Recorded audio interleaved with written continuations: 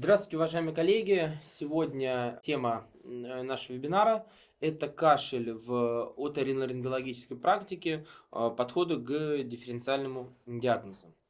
Итак, пациенты достаточно часто обращаются к лор-врачу по поводу того, что их беспокоит кашель. И продуктивный, и непродуктивный. Значит, в отличие от, мне кажется, эту проблему можно сравнить с проблемой боли в горле, поскольку вот при боли в горле пациенты чаще всего в первую очередь обращаются к лор-врачам, при этом не всегда патология оказывается патологией глотки. И не всегда этой патологией должен заниматься оториноларинголог. Вот. А с кашлем ситуация обратная. Пациенты достаточно редко обращаются к лор-врачам, и фактически мы получаем этих больных от терапевтов, педиатров и пульмонологов. А патологии, которые связаны с оториноларингологией, которая приводит к кашлю, ее достаточно много. Вот обратите внимание, это только спектр, не говоря уже про статистику, только спектр заболеваний, которые могут проявляться кашлем, которые могут иметь симптоматику в виде кашля, и они напрямую связаны с лор-патологией. Большую часть из них связывают с так называемым постназальным синдромом. Что это такое? Это ощущение стекания слизи по задней стенке глотки, который приводит к влажному кашлю, который приводит к тому, что пациент ощущает, что что-то стекает. Он делает вот таким образом и пытается откашлять. При этом патология является вторичной, когда мы видим причину, и идиопатической, когда мы причины не видим. И тем не менее, ощущение стекания по слизи явно пациента беспокоит. Самой частой причиной вторичного постназального синдрома – хронический синусит. Сплошь и рядом вызывает стекание по задней стенке, иногда других симптомов может не быть. Изолированный риносинусит, диффузный вторичный хронический риносинусит, любые формы синусита могут приводить к стеканию по задней стенке глотки. Соответственно, диагностируется компьютерной томографией околоносных пазух и тем, что мы этот затек реально видим. Он виден при проведении фарингоскопии. Вот посмотрите, насколько яркий затек при изолированном сфиноидите, то есть поражением левой клиновидной пазухи. Все остальные пазухи чистые. Это хронический сфиноидит, только левосторонний процесс, только в левой клиновидной пазухе. Это не аллергический грибковый риносинусит, как Т2 воспаление, это просто хронический сфиноидит. На самом деле мы не можем сказать, от чего он возник, но факт остается фактом. Стекание по задней стенке глотки гноя и поражение, затемнение субтотальное левой клиновидной пазухи. Еще один случай жалобы на кашель приступообразного характера, который приводит к таким приступам кашля, отделяется мокрота, больная беспокоит он несколько месяцев. И при компьютерной томографии мы четко выделяем левосторонний верхнечелюстной синусит, который мы можем связать с кашлем. И после адекватного лечения данного заболевания процесс острый, поскольку это после эпизода УРЗ, это не годами, была выполнена пункция, пазуху промыли, назначили топическую терапию, больше хорошим эффектом. То есть через 2-3 недели уже кашель, который проявлялся, не беспокоил. А так как блока соустья нет, мы видим, что пазуха проходима в области крючковидного отростка, то и болевого синдрома не было. А в ночные часы, в часы бодрствования такой происходил отток, который приводил непосредственно к кашлю. Аденоиды – объективная причина для постназального синдрома. Ощущение, что что-то стекает по задней стенке глотки, что-то беспокоит, мы выполняем эндоскопическое исследование или компьютерную томографию видим в носоглотке, что-то есть. Значит, скорее всего, это аденоиды, либо киста Торнвальда. Два таких наиболее распространенных диагноза в отношении того, что может приводить к вторичному постназальному синдрому. В случае, если нету причин со стороны лор-органов для постназального... Да, что, конечно же, еще и аллергические, вазомоторные, риниты, все это может тоже давать объективное стекание по задней стенке глотки. Иногда причину мы найти не можем. В том числе было выполнено серьезное исследование, которое показало, что в случае реального ощущения стекания по задней стенке глотки пациента, которая четко жалуется, изменен транспорт слизи в носоглотке, он не по задней стенке мягкого неба стекает, а переходит по боковой стенке в область носоглотки с формированием вот этого стекания. Это было доказано в исследовании Владимира Михайловича Вербуха и предложен вариант лечения в виде коррекции задних концов нижних носовых. Гортанные причины кашля. В первую очередь, конечно же, острый ларингит. Было показано, огромное исследование было проведено Охином, самое крупное исследование, посвященное причинам дисфонии. И было показано, что за 4 года 55 миллионов человек обращалось к врачам в связи с дисфонией, и 42% это был острый ларингит. А вторым симптомом, помимо хриплости, при остром ларингите это кашель. И кашель сухой в данной ситуации. Поэтому, конечно, острый ларингит также является важной причиной кашля. Не только острый ларингит, и хронический ларингит также является причиной для развития кашлевого синдрома.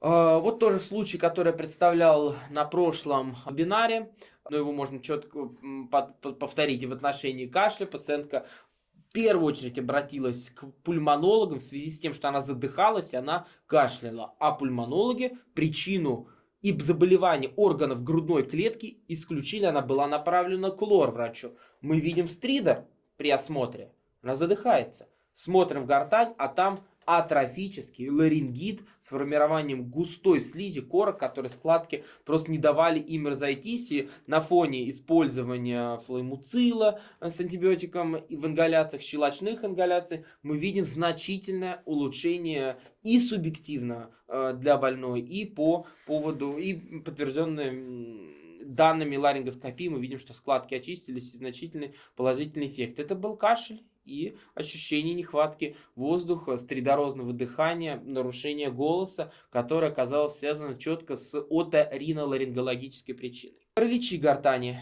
тоже как одним из симптомов, наряду с поперхиванием, может являться паралич гортани. Тоже требует осмотра оториноларинголога. И на видео мы видим то, что голосовая складка неподвижна, черповидный хрящ прикрывает заднюю треть голосовой складки, что, соответственно, говорит о параличе гортани. Я напоминаю, что параличи гортани требуют односторонний, двусторонний 99% это после операции на щитовидной железе, собственно говоря. А вот односторонние параличи гортани, они требуют четкого дифференциального диагноза. Нужна оценка всего хода возвратного нерва, начиная с грудной клетки. Поэтому КТ органов грудной клетки обязательно. Пульмонолог обязательно. Эндокринолог, щитовидная железа обязательно. Гастроскопия, пищевод тоже нужно. Если нам нужно исключить любую органическую патологию со стороны грудной клетки и до головы. Все должно быть исключено, потому что если есть компрессия, она чем-то вызвана. Бывает, что нет. Бывает, что оказывается это идиопатическая история поствирусного характера, но мы сами, уважаемые коллеги, должны понимать, что органическая патология, она в этом отношении в плане диагностики, конечно, в приоритете. Поэтому выявляется односторонний паралич, а он проявляться может кашлем, хриплостью, поперхиванием, развиваться не всегда быстро. Выявляем при осмотре, отправляем на серьезное обследование. Но образование гортани совершенно различные. Полипы, фибромы, ангиофибромы, в данной ситуации ангематозный полип, проявляются хриплостью и кашлем. Еще одно достаточно крупное новообразование, которое было выявлено, также проявляется затруднением дыхания, ощущением поперхивания и кашлем, что было выявлено на фиброларингоскопии и на компьютерной томографии. Кашель – один из доминирующих симптомов. Я думаю, что хорошо все знакомы с заболеванием остро-подскладкового ларингита, который характерен для детской практики, не сопровождается высокой температурой, но сопровождается отеком подскладкового отдела гортани, что связано с рыхлым строением слизистой оболочки и ее склонностью к отеку в детском возрасте. Приступы обычно ночные. Тоже об этом нужно помнить, что хорошо снимаются ингаляциями с глюкокортикостероидами. Важные моменты, которые мы должны оценить, это часто история рефлекторного кашля. Значит, что такое рефлекторный кашель? Как он диагностируется? Названий масса. Кто-то говорит ларингоневроз, кто-то говорит спастическая дисфония, кто-то говорит ларингоспазм, кто-то говорит рефлекторный кашель, кто-то говорит невротическая диспноя. Вот давайте несколько моментов разберемся, что это такое и как это называется. Значит, рефлекторный кашель, который сопровождается ларингоспазмом, подвержены лица с лобильной нервной системой.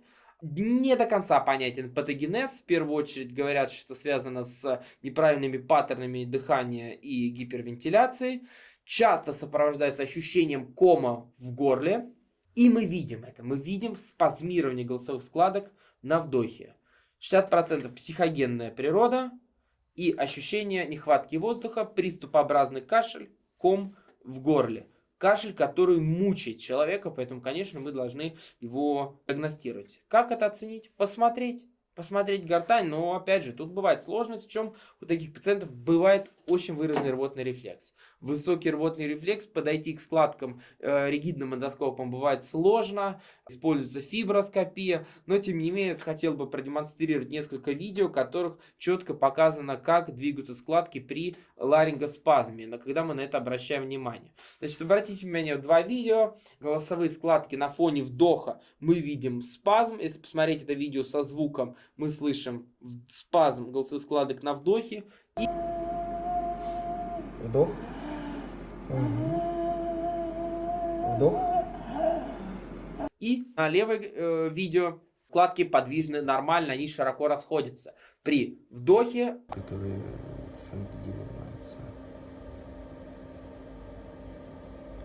Не смотри. Ну, прилично. Это решение. Да. а на правом видео при вдохе они наоборот спазмируются. Вот это типичная ларингоскопическая картина пациента с рефлекторным кашлем. Соответственно, что мы классифицируем как рефлекторный кашель и ларингоспазм. Я обычно ставлю такой диагноз. Еще одна фотография, видео, которое удалось заснять пациента с рефлекторным кашлем, как выглядит эта история. При спазмировании голосовых складок на вдохе, при просмотре видео мы видим, что при просьбе сделать вдох, складки голосовые пациент смыкает.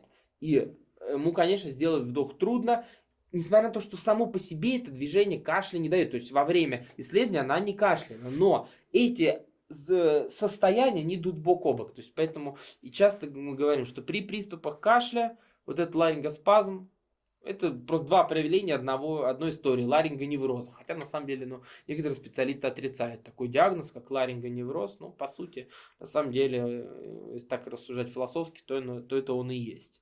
Значит, а теперь самое интересное, что с этим делать? Значит, поговорим, скажем так. В первую очередь, медикаментозная терапия. Мы можем использовать мерилаксанты, мы можем использовать комплексные гомеопатические препараты, можем использовать седативные средства. Значит, по поводу мерилаксантов и седативных препаратов. Мы обычно назначаем после консультации к неврологу, но тем не менее пациента направляем к неврологу с четким обоснованием, какая нам терапия в этом отношении нужна. Все-таки подстраховываемся тем, что невролог назначает данные виды препаратов. Иглорефлекс-терапия показывает прекрасные результаты в отношении ларингоспазма. У нас в клинике этой проблемой занимаются и достаточно успешно. Иглорефлекс-терапия при ларингоспазме. И дыхательная гимнастика в этом отношении тоже работает. При неэффективности, конечно, обращение к психиатрам и неврологам будет в приоритете, потому что люди, пациенты наши действительно от этого заболевания могут страдать, и их качество жизни существенно снижено. Последнее, что хотелось бы сказать в отношении кашля, чтобы зафиксировать отношение кашля при гастроэзофагиальном рефлюксе. Значит, гастроэзофагиальный рефлюкс – заболевание, которое достаточно часто приводит к кашлю. Почему? Потому что развиваются изменения в гортани в виде гиперпластического ларингита, особенно это хорошо заметно по гиперпластической складке эпителия, слизистой оболочки в задних отделах гортани, в межчерповидной области. Фарингиты развиваются. Иногда фарингит абсолютно бесполезно лечить, и мы можем перепробовать все средства с аптечной полки, но тем не менее эффекта не будет, если у пациента наблюдается при этом рефлюкс. Как мы можем зафиксировать рефлюкс, если отсутствует явление явного эзофагита при гастроскопии? Это суточная pH-метрия. Причем желательно, чтобы она выполнялась с помощью высокого ларингофарингеального зонда, и если которым верхний датчик, определяющий pH среды, находится высоко, то есть под гортанью. И тогда мы можем достоверно сказать, если рефлюкс заброс есть, то он именно высокий, именно достигает глотки. Потому что если он низкий, то это никакой связи фарингит или ларингит с рефлюксом не доказывает. Но тем не менее, в такие моменты тоже диагностически мы можем учитывать, что при успешном купировании и лечении гастроэзофагиальной рефлюксной болезни иногда наши лоровские проблемы очень хорошо разрешаются и избавляют пациента в том числе и от кашлевого синдрома. Поэтому нужно помнить, что такой метод есть. 24-часовая суточная pH-метрия с ларингофарингеальным зондом. Такие сейчас исследования есть и могут быть рекомендованы в качестве такого золотого стандарта диагностики именно ларингофарингеального рефлюкса, высокого рефлюкса, ассоциированного с лор-заболеваниями. Спасибо большое за внимание. До новых встреч. Всем хорошего дня.